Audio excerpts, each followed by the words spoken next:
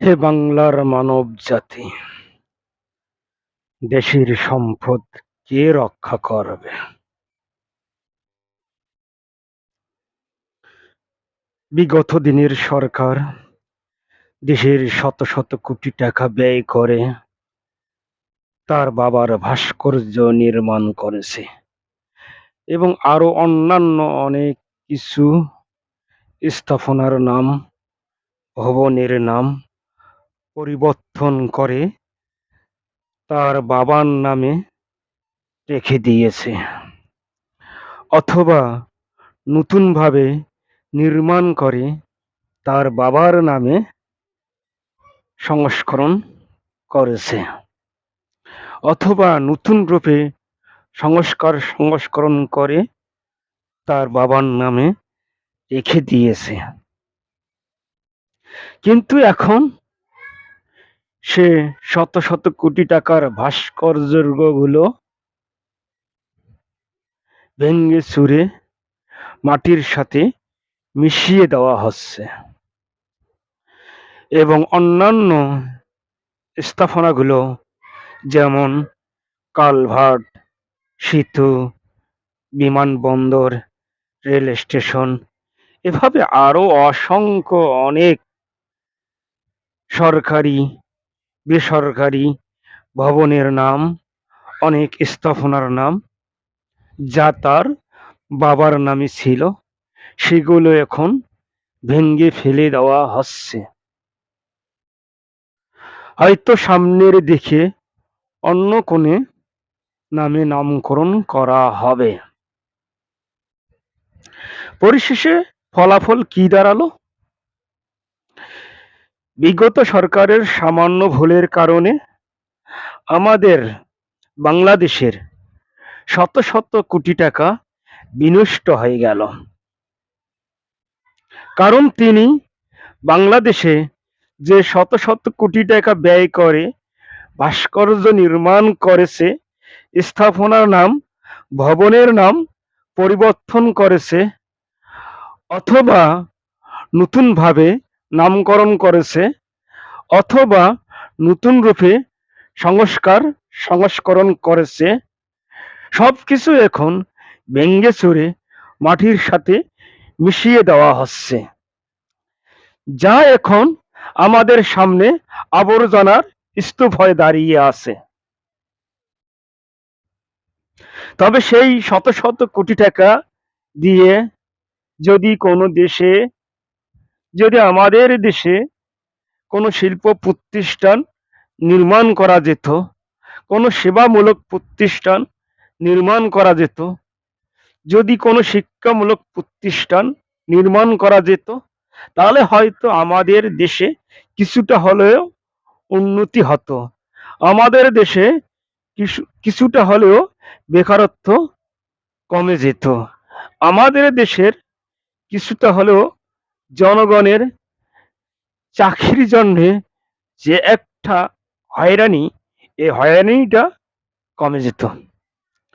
আচ্ছা, যাই হোক, যখন যার শাসন ক্ষমতা হাতে যাবে তখন সে তার মতো করে কিছু ক্ষমতার প্রভাব, কিছু ক্ষমতার আধিপত্য দেখাবে। এটাই বাস্তবতা, এটাই হলো মূল কথা। এখন এ প্রসঙ্গে কিছু কথা বলতে হয়। পয়েন্ট 1, বিগত সরকার দেশের মাঝে শত শত কোটি টাকা ব্যয় করে তার বাবার ভাস্কর্য নির্মাণ করেছে, স্থাপনার নাম এবং ভবনের নাম পরিবর্তন করে তার বাবার নামে নামকরণ করেছে, অথবা নতুনভাবে তার বাবার নামে নামকরণ করেছে, অথবা নতুনভাবে তার বাবার নামে সংস্করণ করেছে। সেই এই সংস্কার করতে গিয়ে, এই নির্মাণ করতে গিয়ে এই টাকাগুলো কি দেশের সরকারের নিজের টাকা ছিল, না এই টাকাগুলা দেশের টাকা ছিল, না দেশের জনগণের টাকা ছিল? পয়েন্ট 2, বর্তমান যে অন্তর্বর্তীকালীন সরকার আছে এবং আগামীতে নির্বাচনের মাধ্যমে যে সরকার আসবে, তারা যে নিজের নামে অথবা নিজের স্বামী, পিতা অথবা সন্তান, আত্মীয় স্বজনের নামে ভাস্কর্য নির্মাণ করবে না অথবা স্থাপনার নাম, ভবনের নাম পরিবর্তন করবে না, এর নিশ্চয়তা কি আছে? এর নিশ্চয়তা কি কেউ দিতে পারবেন? যে তারা যে দেশের শত শত কোটি টাকা ব্যয় করে এমন ভাস্কর্য নির্মাণ করবে না, কেউ দিতে পারবেন এর নিশ্চয়তা? পয়েন্ট 3, বর্তমান সরকার দেশের শত শত কোটি টাকা বিনষ্ট করে যা কিছু ভাস্কর্য নির্মাণ করবে, স্থাপনা এবং ভবনের নাম পরিবর্তন করবে অথবা নতুনভাবে নামকরণ করবে অথবা নতুন রূপে সংস্করণ করবে, তারপরে যে সরকার আসবে সে সরকার এসব ভাস্কর্য, স্থাপনা, ভবন ভেঙে ফেলে দেবে না, এর কোনো কি নিশ্চয়তা আছে? কেউ এর নিশ্চয়তা দিতে পারবেন? আবার সে সরকারের স্থাপনাগুলো ভেঙে দিয়ে আবার নতুন করে তিনি নাম রাখবেন, নতুন করে সংস্কার করবেন, এর নিশ্চয়তা কেউ দিতে পারবেন সে যে এমন কিছু করবে না? তাহলে কি রেজাল্টটা দাঁড়ালো? একজন এসে ভাঙবে আর একজন সে গড়বে, একজন এসে ভাঙবে আর একজন সে গড়বে। এটাই কি আমাদের কাম্য হওয়া উচিত? এভাবে কি যদি দেশ চলে তাহলে দেশে কি শান্তি, উন্নতি, সমতা প্রতিষ্ঠা হবে? এই পথগুলো কি সমতার পথ? এই পথগুলো কি শান্তির পথ? এই পথগুলো কি উন্নতির পথ? তাই আমাদেরকে সেভাবেই চিন্তা ভাবনা করে, যেভাবে দেশ উন্নতির দিকে ধাবিত হবে, যে দিকে জাতি উন্নতির দিকে ধাবিত হবে, সেই চিন্তা ভাবনায় আমাদের মস্তিষ্কে নিয়ে আসতে হবে। পয়েন্ট 4, গণতান্ত্রিক ভোট পদ্ধতির পালা বদলের সরকার। নতুন যে সরকার আমাদের মাঝে আসবে সে বিগত সরকারের সব কিছু ভেঙে চুরে মাটির সাথে মিশিয়ে দিয়ে সে সরকার আবার নতুন করে তার মতো করে দেশ সাজাবে।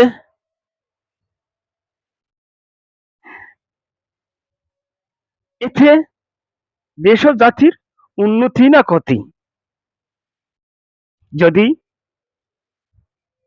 যে সরকার আমাদের মাঝে আসুক সে যদি বিগত সরকারের সকল কিছু ভেঙে চুরে দিয়ে বিগত সরকার যা কিছু নির্মাণ করেছে, যা নির্মাণ করার জন্য চেষ্টা করেছে, যা নির্মাণ করার জন্য ভিত্তি স্থাপন করেছে, এখন আমাদের নতুন করে সরকার যিনি আসলো তিনি যদি তার সকল কিছু বিনষ্ট করে দেয়, সে আবার তার মতো করে নতুন করে সাজাতে চায়, তাহলে বিগত সরকার যা খরচ করছে সেগুলি ভিত্তি স্থাপন করতে, তারপরে কিছুটা নির্মাণ করতে বা কিছুটা কাগজপাতি সংরক্ষণ করতে, কাগজপাতি মজুত করতে তার যা কিছু খরচ হয়েছে সে তো কিছুটা পথ আগিয়ে দিয়েছে, সে তো কিছুটা অবকাঠামোর মধ্যে দাঁড় করিয়ে দিয়েছে।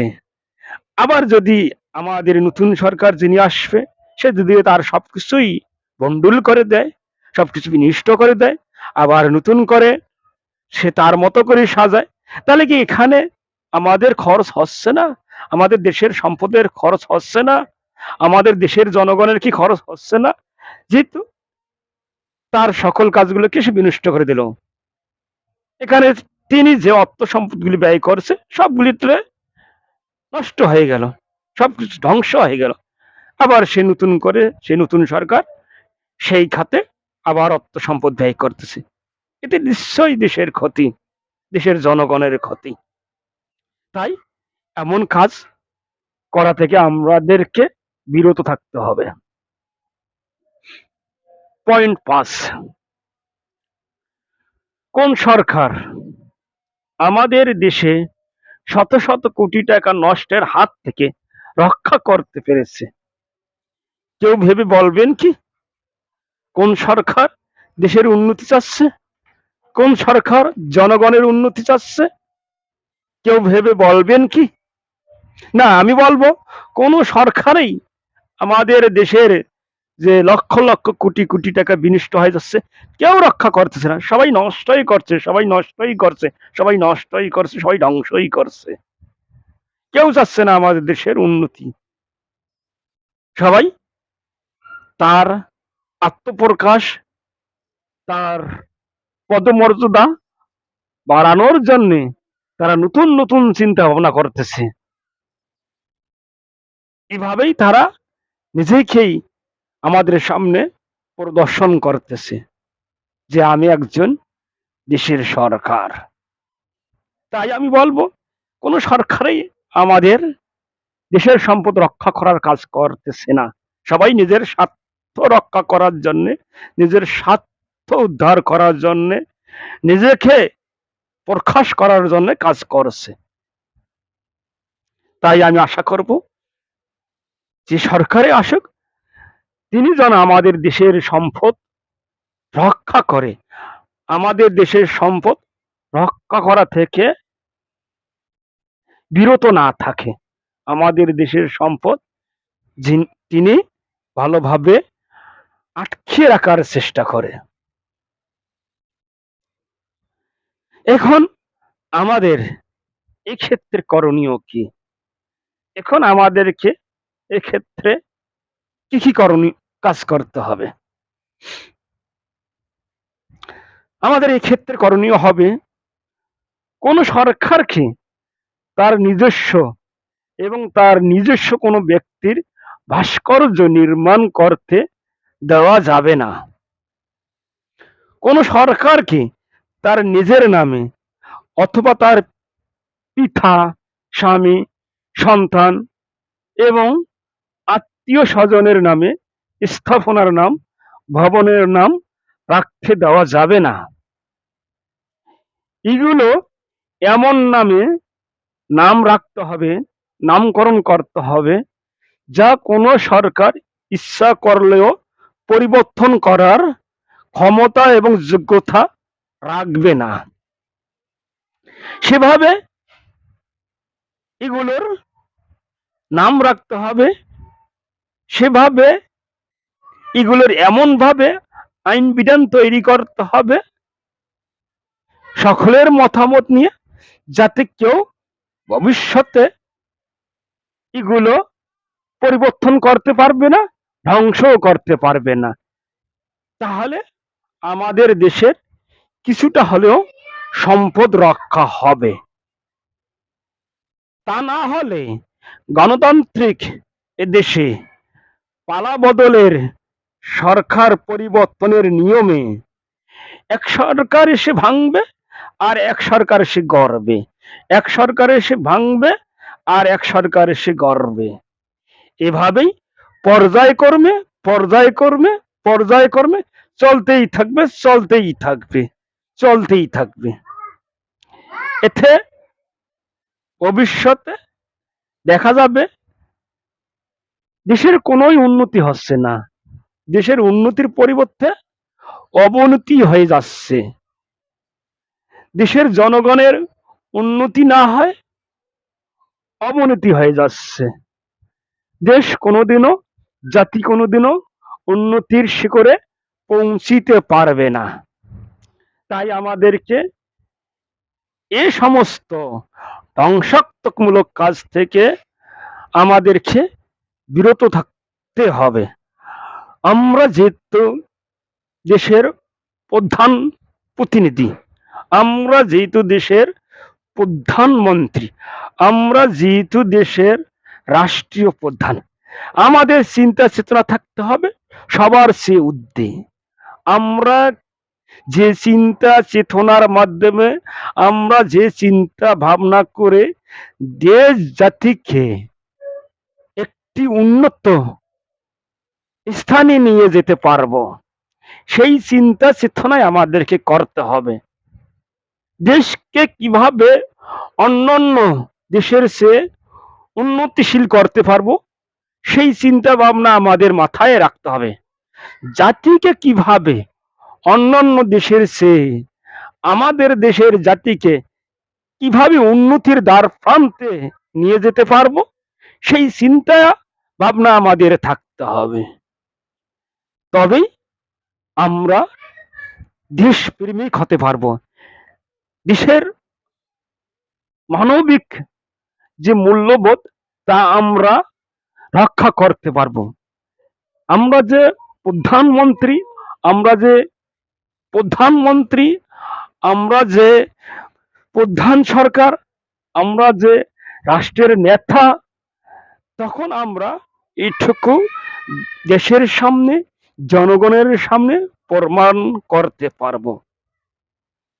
আমাদের নিজের স্বার্থের কারণে, আমাদের নিজের ক্যারিয়ার বৃদ্ধি করার জন্য, বহিরাগত দেশে আমাদের অস্তিত্বকে প্রকাশ করার জন্য আমরা এমন কিছু করব না যাতে আমাদের দেশের সম্পদগুলো ধ্বংস হয়ে যায়। সেদিকে আমাদেরকে সজাগ থাকতে হবে। তা না হলে দেশের উন্নতি কোনো কিছুতেই হবে না। দেশের সরকার মানেই তো দেশের উন্নতি করার জন্য তাকে রাখা, বা তাকে নিয়োগ দেওয়া, বা তাকে নির্বাচনের মাধ্যমে জয়ী করে আমাদের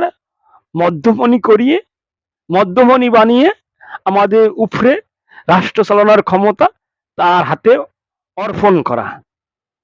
তাহলে তিনি আমাদের ছাদ, তিনি আমাদের ছাতা। যদি সে ছাতা আমাদেরকে বৃষ্টির হাত থেকে রক্ষা করতে না পারে, তাহলে সে ছাতা আমাদের কি উপকার হলো? যদি সেই ছাদ আমাদেরকে ঝড়ের প্রবল বেগ থেকে আমাদেরকে রক্ষা করতে না পারে, তাহলে আমাদের সে ছাদ কি প্রয়োজন? তাই যিনি ছাতা, তার মূল দায়িত্ব হলো আমাদেরকে টিকিয়ে রাখার জন্য, আমাদেরকে ঝড়ের প্রবল বেগ থেকে রক্ষা করার জন্য, আমাদেরকে বৃষ্টির হাত থেকে রক্ষা করার জন্য, আমাদেরকে যেভাবে রাখলে আমরা বৃষ্টির মধ্যে ভিজে যেতে না পারি, ঝড়ের বেগের মধ্যে উড়ে যেতে না পারি, ঝড়ের বেগ আমাদেরকে ধ্বংস করে দিতে না পারে, বৃষ্টির পানিটা আমরা যাতে ভেজে না যেতে পারি, বয়ে যেতে না পারি, সেই ব্যবস্থায় আমাদের সরকার মহোদয়গণকে করতে হবে। যদি তারা এই কাজটি না করে, তাহলে তারা আমাদের কিসের ছাদ আর কিসের ছাতা? তাদের কাজই তো হলো আমাদের রক্ষণাবেক্ষণার দায়িত্বে নিযুক্ত করা, নিয়োগ দেওয়া, অথবা নির্বাচনের মাধ্যমে তাদেরকে বসানো। তাই তাদের এই মানবিক জ্ঞানটুকু থাকতে হবে, তারা কি করতে চাচ্ছে আর আমাদেরকে তারা কি করবে। যদি তাদের এতটুকু জ্ঞানের মূল্যবোধ থেকে থাকে, তাহলে তারা বিষয়গুলি বুঝতে পারবে।